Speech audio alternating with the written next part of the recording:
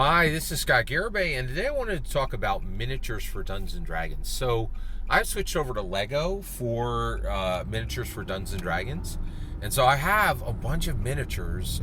So I have switched over because of the new official connection between Lego and Dungeons and Dragons, and Lego stepping forward to supply miniatures for Dungeons and Dragons through their very traditional, long-standing Lego minifig. Their entire, massive project that has, far surpassed anything that's available right now for Dungeons and Dragons as far as adaptability, usability. There's just really nothing like it. But one of the things, so at this point, I kind of stopped buying miniatures, right? But I still make exceptions, and I still have that habit of buying miniatures. I just wanted to remind you a fantastic resource for getting miniatures for Dungeons & Dragons or for any other tabletop role-playing game. Actually, I think that's a good way of putting it, right? So I still do play other tabletop role-playing games.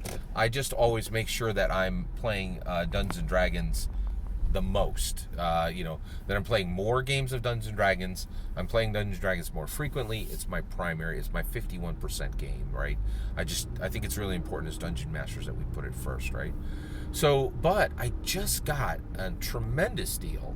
I got 2 sets of Zombicide miniatures. And I think these were both $20 a box when they were originally released. And they were 6 miniatures each. For the Zombicide game, the quality on them was absolutely spectacular, and I got them, but they're both printed for board games, and I got them at a massive sale because I'm going to my FLGS for my current Dungeons and Dragons game. It's been pretty massive. Like they had a massive summer sale. And these boxes were $3 a piece. So I was getting those miniatures for 50 cents a piece.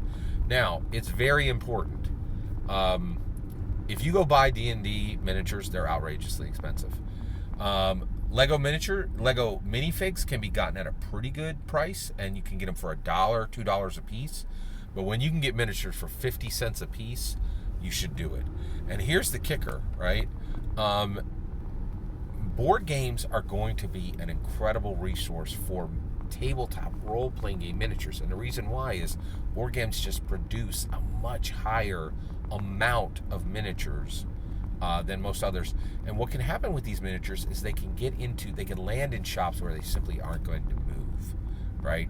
And so I just thought it was really, it was just I was very fortunate to find these at the time. So these were miniatures we're getting for 50 cents a piece, and they are fantastic, right? And so I think what I'm going to do with them is just run Index Card RPG, and I can run one-shots, which will actually use those characters specifically, right? And will match, what they're actually built for perfectly. So I'm very excited about this. Keep an eye, if you want miniatures at a decent price, because they can be outrageously expensive, watch board game miniatures. That is a great resource because they print at just such a higher rate, and they're not always able to find a good match for their buyers. Every single word of that is my humble opinion.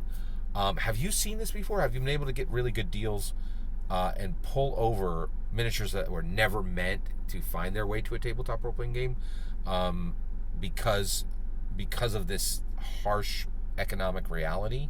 I'm curious if you've seen this before. Every single word of that's my humble opinion. I'm really excited to hear your humble opinion when you get in the comments and send your traffic. Please consider liking and subscribing, and have a wonderful millennium.